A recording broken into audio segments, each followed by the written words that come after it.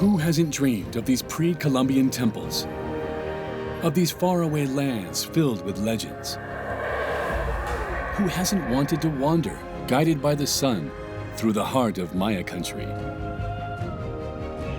Tikal, Guatemala. This city, a genuine treasure of mankind for over 2,000 years, has been captivating visitors ever since it was rediscovered in the 19th century. The way they build these huge, tall, incredible structures. Imagine these buildings more than 1,000 years and they're still there. That's impressive. But it wasn't until very recently that experts made astounding discoveries thanks to state-of-the-art technology. An aerial laser system is undertaking a scan of the jungle, revealing that Tikal was once a sprawling sovereign city comparable to ancient Rome. It's the size of what is now Guatemala City. And Guatemala City can hold at least between 3 to 4 million of people. At 70 meters high, Temple 4, the second highest pyramid ever built after Giza, hosted gory sacrifices.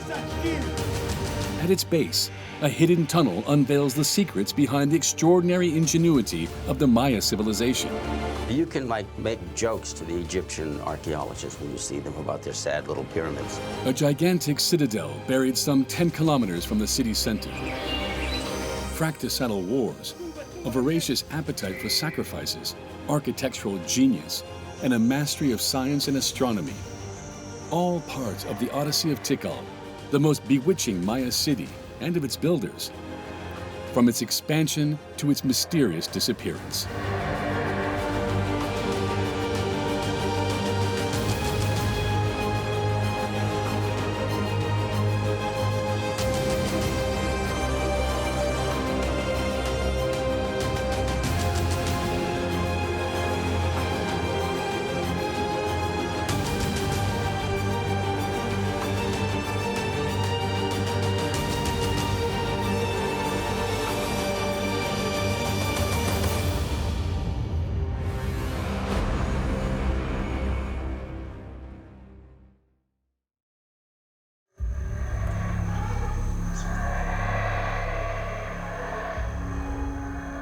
(750 AD). In the heart of the deepest jungle of the Petén region in northern Guatemala rose the city-state of Tikal, the largest Maya city ever built at the time.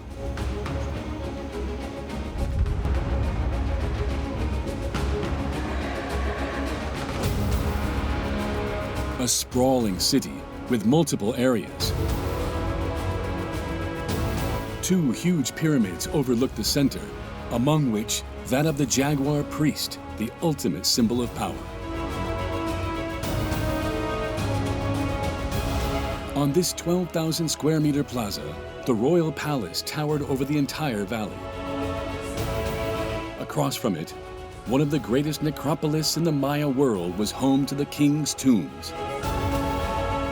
Further west was Temple 4. Standing at 70 meters, it was the highest temple ever built in Mesoamerica.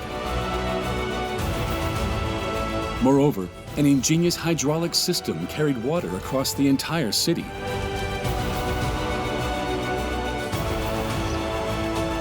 All of this brilliance was at the service of the most powerful Maya kings, considered gods among men. This is where they flaunted their power in front of hundreds of thousands of people during massive ceremonies. It would have been an amazing spectacle and a great source of power. I mean, they had wars and so on. But if you're a ruler of one of their vassal states that's, 100, 150 kilometers away, you would come to this and you would have the honor of being a participant. The theater is the thing. It is not reinforcing power. It is a great part of the power itself. The kings exerted their power over a plethora of Maya cities that were under their rule. And yet, in just a few decades, the mighty Tikal would mysteriously sink into oblivion.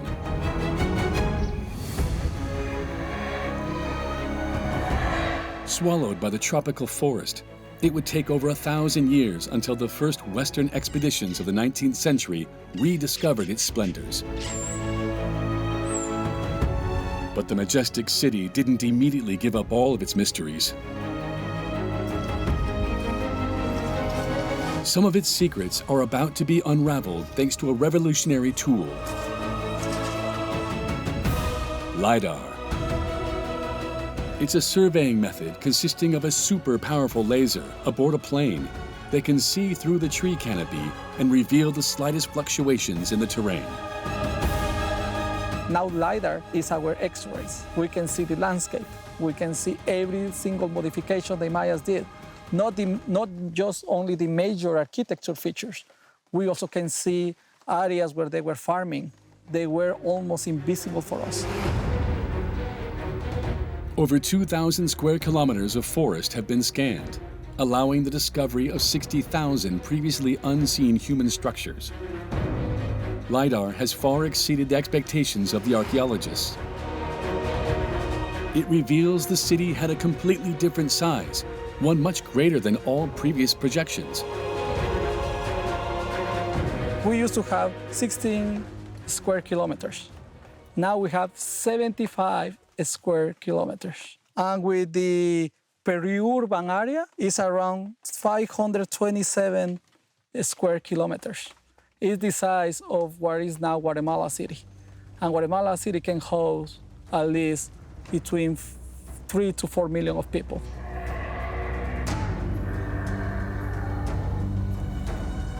This discovery gives rise to several new questions. How could a city 38 times bigger than ancient Rome be built in such an environment? And above all, how did it all start?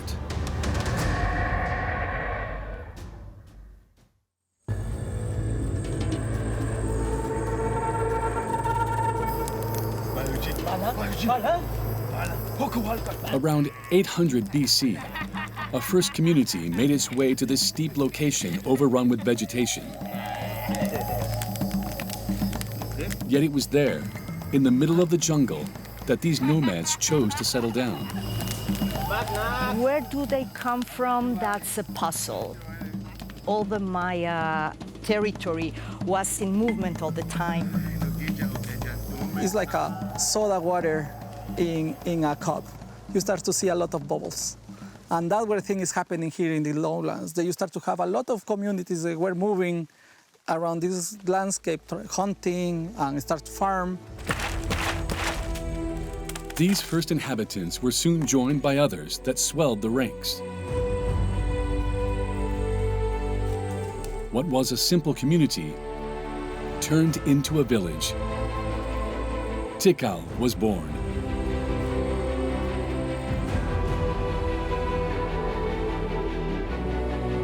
You're not supposed to have civilization in tropical forest. It's very, very wet.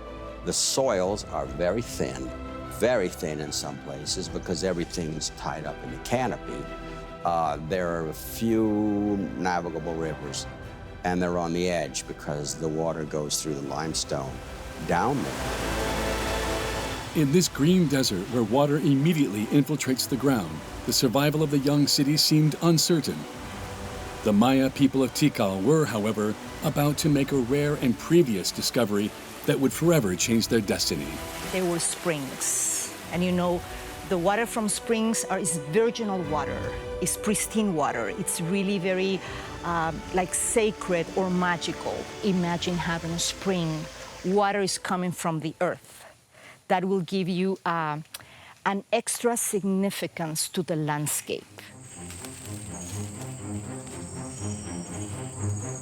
A blessed land on which the inhabitants of Tikal would erect a first temple.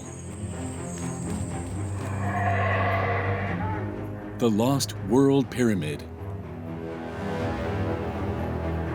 Located in the southeast of the current city, this pyramid was rebuilt on several occasions. When they build the first structures, they want to build another larger. What they do, they cover this one and they start to make another one on the top. It's like you're looking at an onion when you cut it. and you see different layers. The earliest layer will be here in the bottom. And that's where they found over here in 1980s. Then it's one of the oldest structure in Tikal. This 30-meter pyramid actually conceals 5 other older ones. The first was built in 600 BC. It was only 3 meters high and 24 meters wide. Despite its modest size, it became the nerve center of the Tikal community. From the top, priests used to observe a spectacle orchestrated by the gods themselves. The heavenly vault and its myriad of stars. You have priests up there, making notes, seeing things for hundreds and hundreds of years. They're getting a real idea about these stars. The movements of the stars will tell you a lot about the future. They also tell you when maybe you need to do some rituals or sacrifice. Being able to predict the future was the key to the immense power reserved to the local elite. A power for which they acquired knowledge about the cycles of Venus, the moon, and the sun. In Tikal, the king star would even condition the construction of the city center. These buildings are the ones that make the solar observatory. And depends how the sun moves in the sky. And we'll start over here and we'll continue moving, and that's how they can mark. That's where you need the 3 buildings, and the sun will rise behind them. Sitting on top of the Lost World Pyramid, the priests observed the motion of the sun. In October, it indicated the beginning of the dry season. In April, the start of the rainy season. That's how the perfect orientation of the temples symbolized the winter and summer solstices. The Maya used this system to figure out when to sow and when to harvest. Of all ancient civilizations, they would become the best astronomers. It wasn't astronomy, this was astrology. They weren't trying to refine science or something. And there really is this, it's not just Mesoamerica, all around the world, Stonehenge or whatever it is, this is something that people record. But the Maya got such a good control of it. That's one of the reasons they worship time. It was so regular and impressive. In the 1st centuries AD, Tikal was one of the most flourishing cities in all the Maya lowlands. But its fate was about to be shaken up by an unprecedented event.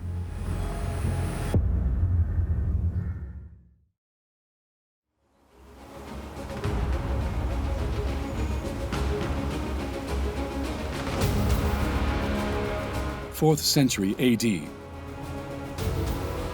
Central Mexico. Teotihuacan. The largest Mesoamerican city ever built. It was the capital of a mysterious civilization looking to stretch its empire and take possession of the riches of faraway Maya territory. Tikal was a city that was highly cultivated. It was a very sophisticated city, and Tikal remained as a leading power in the Maya lowlands and was very attractive for Teotihuacanos. January 378. Men traveled across the arid lands of Mexico towards the Petén. They were Teotihuacano soldiers equipped with the best weapons of the time. The event is narrated on a headstone in Tikal. The text on Stela 31 tells us that in 378, at the same day when the foreigners arrived, the king of Tikal died. This is clearly not a peaceful arrival of just a few merchants. We are talking about soldiers here. And they established a new dynasty. Teotihuacan seemed to have subjugated Tikal. But not everyone agrees. tend to think that it may be a bit exaggerated. I mean, it's not like now. It's like Napoleon said, armies, travel on their stomach. There's a lot of people who come along to help, support. You better show me, commoners, pottery, the people that came with them. And we don't have anything like that yet. While no archaeological evidence confirms the invasion of Tikal by Teotihuacan, other elements have shown that the two cities maintained commercial ties well before 378. Then what role did the Teotihuacanos play in the Maya city? Thanks to LiDAR, and for the first time ever in Tikal, archaeologists are about to unravel its mystery. LiDAR is showing that before they thought there was a natural hill, now you can see that it's very similar to La Ciudadela of Teotihuacan. And that's where we think that maybe it was a Teotihuacan barrio. Some 1,500 kilometers away, the citadel is one of the three major temples in Teotihuacan. It's a gigantic structure comprising a surrounding wall, a vast courtyard, and a temple. Its shape is strangely similar to the image detected by LiDAR. A few hundred meters from the center of Tikal, in the midst of the tropical forest, initial excavations seem to confirm the archaeologists' hunch. This is the eastern structure facing west, and this is the area that we think is very similar to Teotihuacan. So we want to prove these people, they have the knowledge of Teotihuacan, they know the culture, they know how to build these structures, they know the meaning of that kind of architecture. And that's what we are trying to prove with this excavation. Pending the results of these excavations, other elements prove the influence of the remote central Mexican capital. Near the Lost World Pyramid is a temple that has Teotihuacan written all over it. This is how we call it in Mesoamerican architecture, talud tablero. It's a type of architecture that is very common in Mesoamerica. You're going to have a talud. There is this wall over here, and a tablero that you can see it here in the top. Now we only can see the stones, but before, like 1,000 years ago, these structures were painted and covered with a plaster. Most of the buildings here were painted in red. And sometimes the tableros were used also to depict some type of art. Already widespread in Teotihuacan, the talud tablero technique became highly popular in Tikal. The people from the ancient Mayas, they knew about the symbolism of this type of architecture. And the elites from here tried to emulate those type of architecture. There was a fashion, but also was make the tight connections between them and the elites of Teotihuacan. Now an ally of the most powerful city in all of Mesoamerica, Tikal became the nerve center of Petén and extended its influence all the way to Copan. But the domination was short-lived. In fact, 2 centuries later, when the Teotihuacano Empire collapsed, a weakened Tikal was conquered by a rival city, Calakmul, located about 150 kilometers to the north and led by the Khan dynasty. Destitute of its prestige, would Tikal ever rise from the ashes?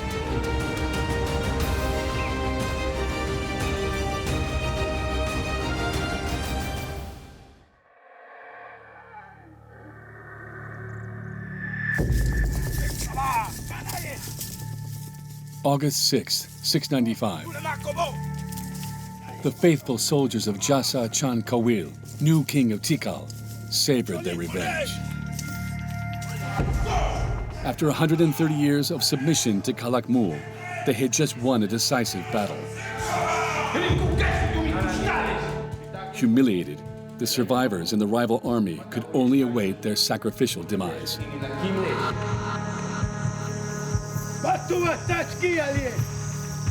To mark his victory, Jasa Chan Kawil ordered the construction of 2 gigantic temples. They defeated the great enemy, giant, powerful hegemony of Calakmul. And he wanted to make a statement. We're back. And so these temples are very different. They do not have temples inside of them. They were not built.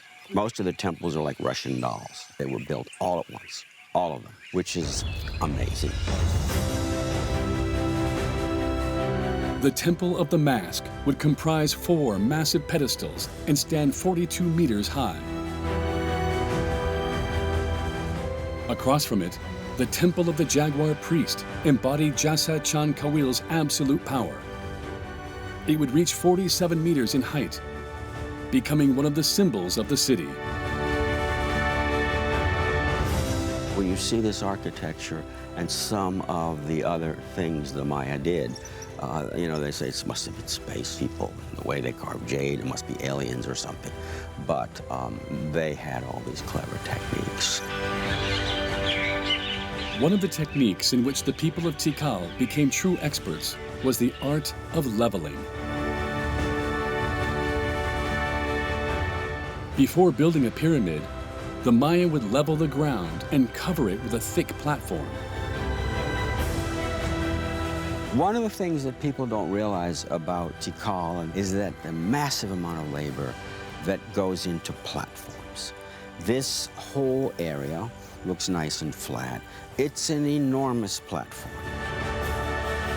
But what is really impressive is that the whole area of the site is a series of platforms. For the main plaza, the Maya built no fewer than 12,000 square meters of platform. It took about 16 square kilometers of it to level the center of the city. These platforms and pyramids, however, required astronomical quantities of material. They also represented a considerable technical challenge for a people that didn't master metalwork. Luckily, the subsoils of Tikal were packed with an easily accessible and endless resource: limestone. The Maya exploited the limestone in different ways, not only for construction material, but also for tools. The core of the limestone, it's very hard. So they created axes, they created hammers, they created spears. They used these tools to extract the millions of tons of stone needed for their colossal construction sites. So they design the trace of the stone that they want to cut, but also they burn the limestone in order to create plaster to cover all the walls. That is showing us the knowledge and sophistication that the Maya achieved by controlling and using this material. The Maya had to carry the carved stone on their backs, as they didn't have beasts of burden. Yet it took them less than 2 decades to complete what would become the new city center. An enormous endeavor carried out by thousands of workers. This is something you do for the Holy Lord. And it wasn't because they were forced to do it. They had captives, but they didn't have a lot of slaves. I don't think anybody was coerced. We find that hard to believe, but again, they were devoutly religious. Atop this new pyramid, and away from prying eyes, Jasa Chan Kawil was about to perform a sacred ritual. A self-sacrifice during which he pierced his own penis. The ensuing blood was thought to have prodigious virtues. Blood is the absolutely central element to all their thinking. That blood is what connects him to the ancestors and also the deities. And then he'll see the vision serpent or have some other hallucinations. That's what connects him to the future. As he predicted the future to his people, Jasa Chan Kawil became more than a prophet. He was the earthly envoy of the gods, the key to holding infinite power. This was the big, highest ritual of the Maya. This is when they would have thousands of people, tens of thousands of people coming in from everywhere. And then the king would come out, and this is what's really amazing, especially here with these steep temples. The temple of the Jaguar priest was conceived following a very specific design. Each of the 9 terraces represented one of the 9 levels of the underworld, the kingdom of the dead. At the center of the pyramid was the axis mundi, the imaginary thread connecting the underworld, the human world, and the world of the gods. In Maya hieroglyphic writing, the word for temple is width, which is the same word as mountain. And many temples therefore embody ritual places or places where the creation had taken place. And kings could reenact events of the mythological past on these temples.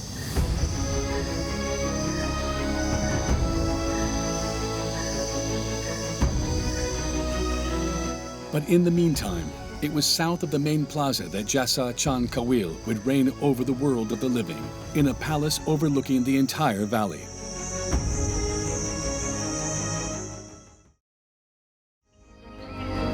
A series of constructions accommodated the court, the clergy, the city planners, and a cohort of servants. Between 200 and 300 people lived around this inner courtyard, all in the service of the king.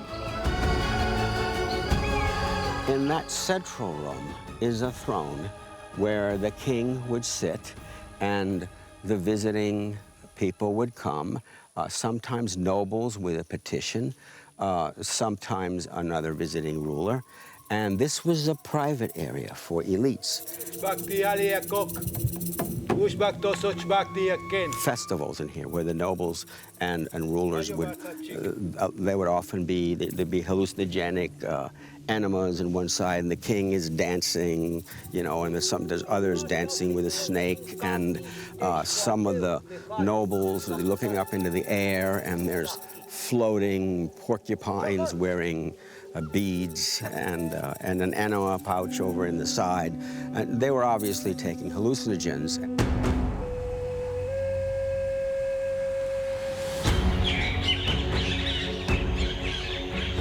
Initially 3 stories high and 215 meters long, the palace was a maze of long and narrow rooms.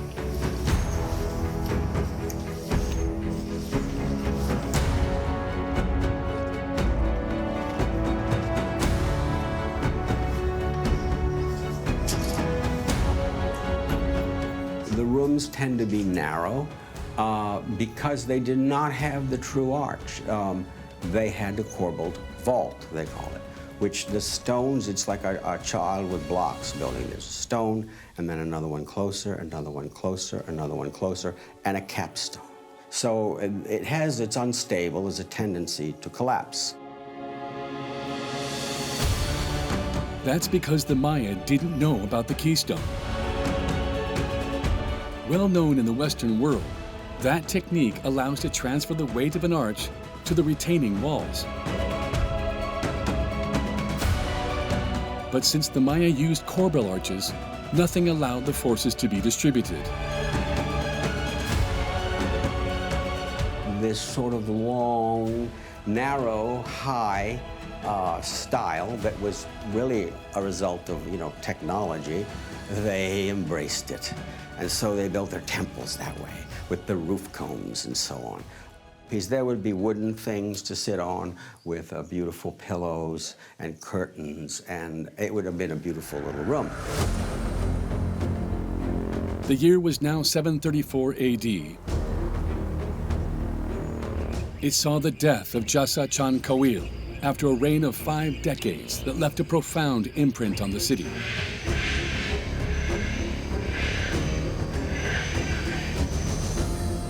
His body was buried 6 meters under the pyramid of the Jaguar priest. And it's a massive burial. It's a huge burial chamber, one of the largest burial chambers we know from the Maya lowlands. And after the burial chamber, the temple 1, the temple of the Great Jaguar, was constructed over it. Jasa Chan Kawil thus joined the pantheon of the kings of Tikal. Before that, about 20 of his predecessors had been buried just a few feet away in the North Acropolis. During a lavish ceremony, the deceased was groomed for his final journey. Luxurious offerings demonstrated his rank.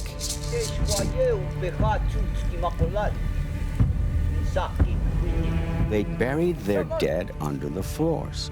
You wanted to be near your ancestors.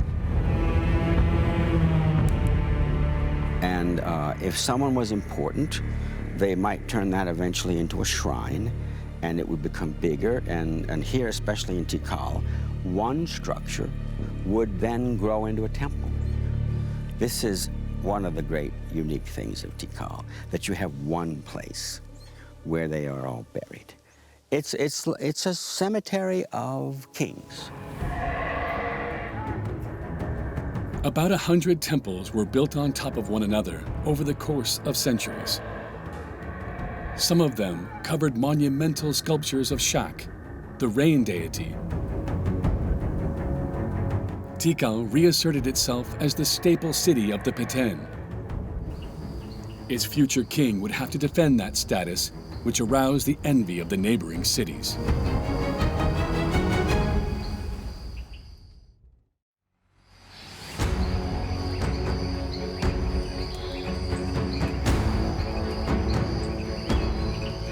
On December 8, 734, the son of the late king acceded to the throne. His name?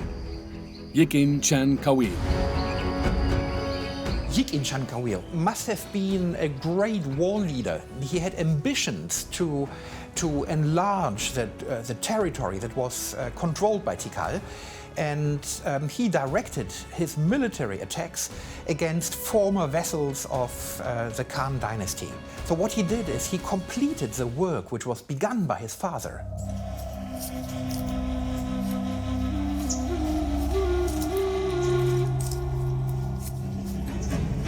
Yikin Chan Kawil sent his soldiers to wipe out the last resisting bastions of Khan faithful. He thus consolidated the borders of this empire. But flooring his enemies wasn't enough.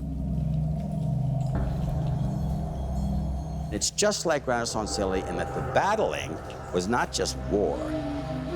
It was who has the best rituals. Look at the temples, who has the artists. Exactly like the Renaissance. To reinforce his power, Yikin Chan Kawil embarked on the construction of a temple more ambitious still than his fathers before him. Temple 4. Now covered in jungle green, it peaks at 70 meters. It is the highest temple ever built in Mesoamerica. The inclination is really, really steep. And the amazing thing is these steps, they go down like 200 meters. And the king would genitally bloodlet. Imagine if you had just lost liters of blood, and then you would process with 200 pounds of equipment down these stairs in a dignified way. And they had to train the princes probably from the time they were 5 or 6 in doing this. And I know of no case that is recorded anywhere of a king falling, because you're dead if you fall. So I mean, it's just, that is also impressive. I wouldn't want to be a Maya king, by the way. Temple 4 featured a dizzying slope of 82 degrees. How did the Maya design this pyramid that remains intact some 1,300 years later? In order to understand, archaeologists dug up a tunnel to the heart of the pyramid. Much to their surprise, they discovered another structure inside. We are right now in front of those walls. We were thinking that that was an earlier version of the temple. But once we saw all the way on both sides and in different sides of the structure, we come to the conclusion, talking with the masons, this was not an earlier version, but a construction beams. Some 250 cells, each 4 meters in length and 1.6 meters in height, were appended to one another all the way to the top, like a giant beehive. This structure supported 119 cubic meters of backfill and prevented the pyramid from collapsing under its own weight. Architects are Tikal are recognized to have been one of the best in the Maya area. They knew they had to do something. I mean, they were afraid it would fall down. I think, don't you think that it's possible that, just like in Egypt, there are somewhere around here earlier experiments that failed, and that's how they learned to do this? Because, you know, in Egypt, the collapsed pyramid at Medum and the bent pyramid, you know, this is steeper, and it didn't collapse. So you can, like, make jokes to the Egyptian archaeologists when you see them about their sad little pyramids. Yeah, you know? This is more a lot of stable, right? Yeah. And it is still in here. In order to support the colossal weight of the pyramid, the Maya had to stabilize the ground. To that end, they built a platform 5 meters in thickness and with a surface area of 15,000 square meters. A layer of stucco completed the construction. We are standing right on a floor that is about 10 centimeters thick. Can you imagine the amount of wood burned, that amount of limestone in order to just get this floor done? That was a huge effort. And this platform is on top of the bedrock, so it couldn't be more solid.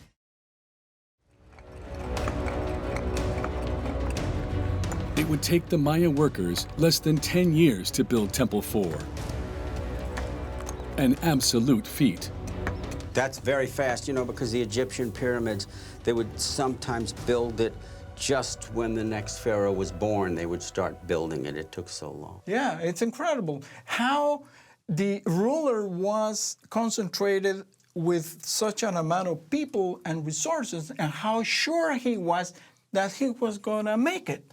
I mean, once you began, that is not something, oh, okay, I'm going to leave it just like that in the middle or a third or 1/3 or 2/3. Once you are on the enterprise, you need to finish it. And he made it. The construction of Temple 4 marked the apex of the city. Based on the latest estimates, its population then reached 60,000 people. This required enormous water and food resources.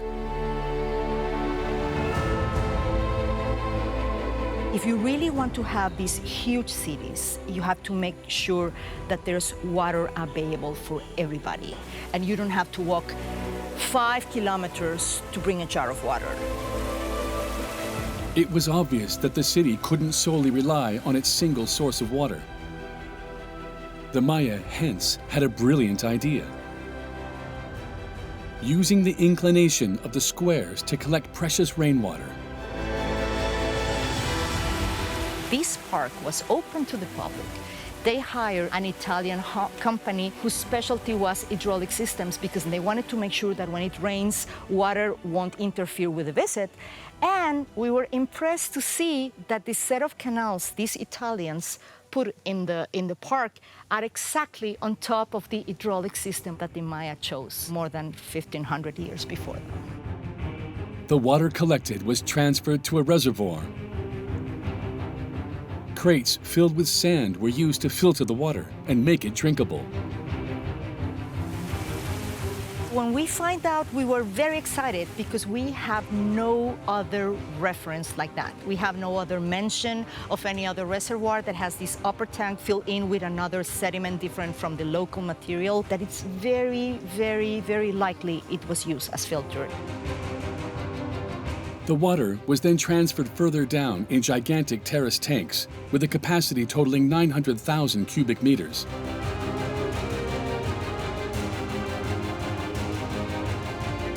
To control the flow, 2 huge dams were built. 80 meters wide and 10 meters high, they were carved out of the rock and ended with a wall. Blocked with wood or stone panels, the pipes, 30 centimeters in diameter, allowed to check water quality in each basin. This complex system required a significant workforce. State will be in charge to keep them working, to keep them clean. Therefore, if they do that, they will have the control to tell who can go to these reservoirs, how much water can you take, and all that. And they will make sure that water flows through in the canals. So, but that's an assumption. We think that's the way it works. The Maya were able to take advantage of a hostile forest and steep terrain. Pre-Columbian cultures, they were the first landscapers. And if you look at all the maps of the Maya cities, they have like a very good order in organization and in the settlement pattern space they're using. It was this ability to adapt that allowed the Maya to farm enough to feed the tens of thousands of locals. Corn, beans, and wheat highlighted the richness of the city, which continued to attract new migrants daily. With 80 to 120 inhabitants per square kilometer, equal to the current population density in a country like France, it was one of the densest cities in the world at the time. How long would Tikal sustain its exponential growth?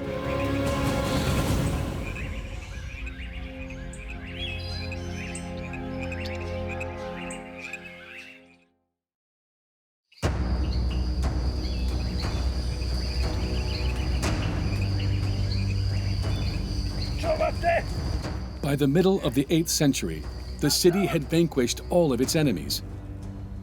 It dominated an enormous territory, stretching from Calakmul to Naranjo. Yet it struggled to manage such an imposing area. There was a vacuum of power, and many local lords and local dynasties started to proclaim themselves as independent kings.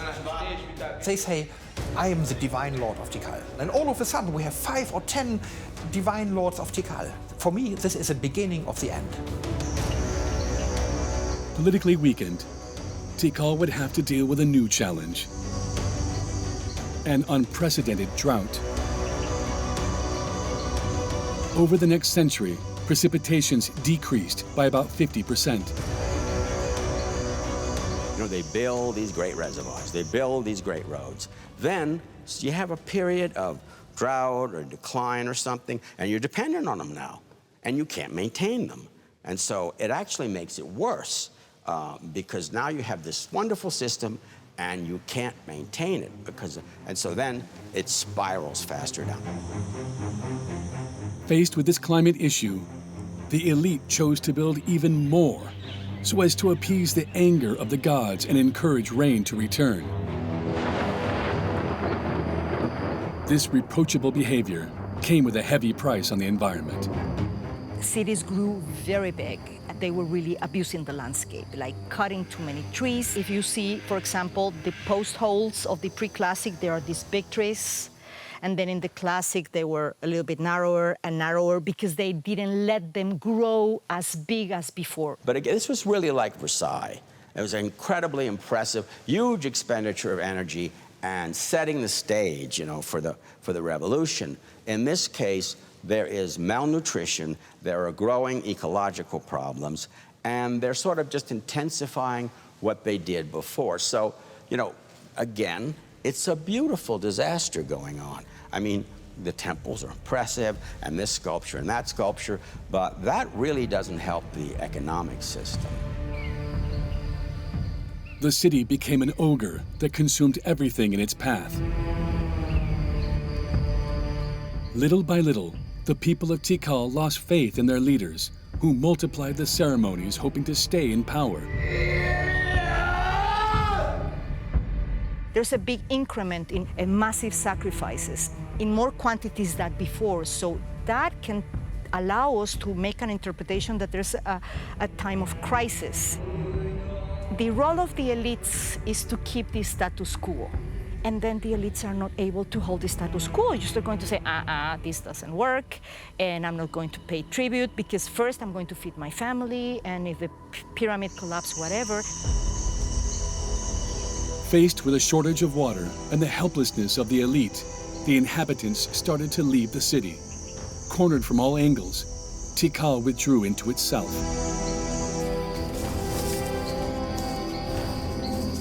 Thanks to their use of LiDAR in the jungle, archaeologists have discovered the traces of the city in dire straits.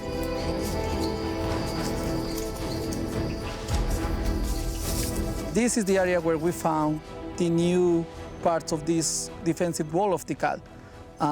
That's where we're going to be interested to go and check. And you see here, the LiDAR stopped right here. And what is happening over here? That's what we're going to see when we extend our LiDAR map, to try to understand if it surrounded the entire area or not. But that we're gonna do it with the new LiDAR map. A 6-meter-tall outer wall seemed to have surrounded the city. But for what purpose?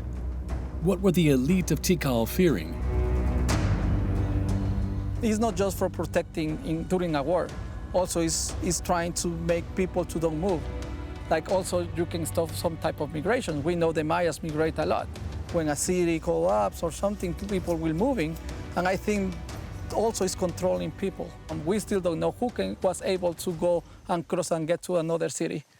Everybody could do it, or everybody can go and farm in different cities. We don't know that yet.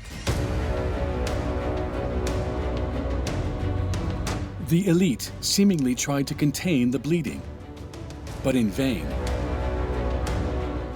The gods remained deaf to their appeals. Rain didn't come. In less than a century, Tikal became a ghost town. Throughout the Peten, the cities fell one after the other. It's the network. A civilization is a network of all these, and it had collapsed. And so the fact that this site or that site stumbled on, Tikal continued for a while in a pathetic way, but many of the places, many sites, it was boom. It was pretty fast. However, it's a thermostat. You know, the heat builds up, builds up, builds up, and then boom, the air conditioning goes on. And it's sudden, but these things, throughout the late Classic, they were building.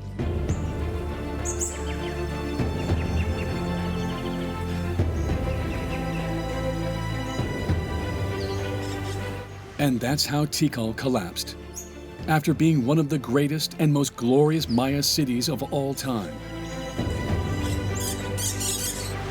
A gigantic city with vast, unexplored sections that LiDAR is finally revealing.